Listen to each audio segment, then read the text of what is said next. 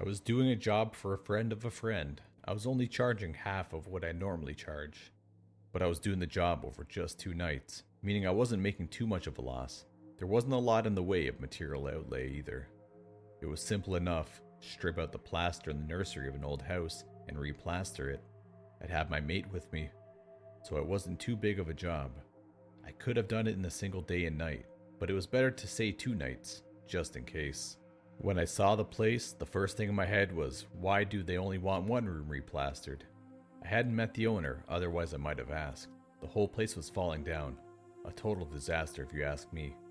Though it would have been a grand old building if it was done up properly. As it turned out, I ended up needing both nights after all.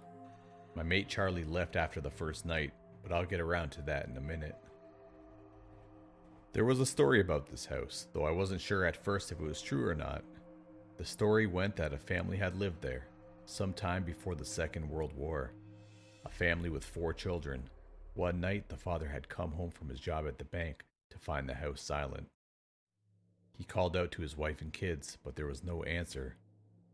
On going upstairs to the nursery, the man found a bloodbath.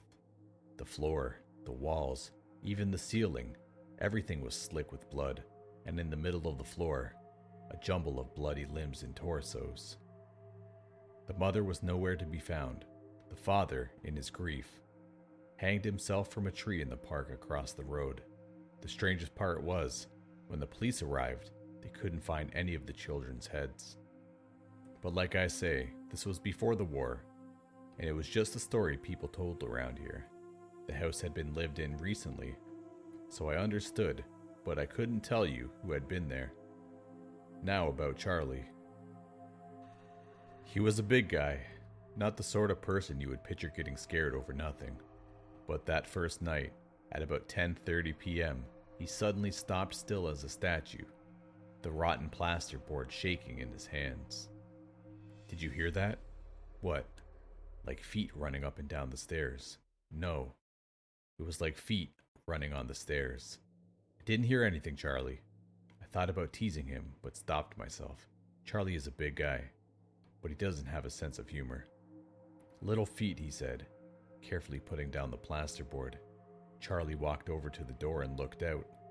You're not thinking about the story, are you? I asked. His head whipped around. What story? Nothing. What happened here, Bill? Something happened here, didn't it? Something bad. The landing was dark. I could see the top of the lower staircase, the ivory ball on the new old post connected to the mahogany banister, the deep shadow of the stairwell, and the bottom of the step of the upper flight of stairs. The rest was dark. Little feet, Charlie was muttering. Without saying another word, Charlie bolted out of the room, whacked the light switch at the top of the stairs, flooding the scene with light, and galloped down the steps, almost flying down them.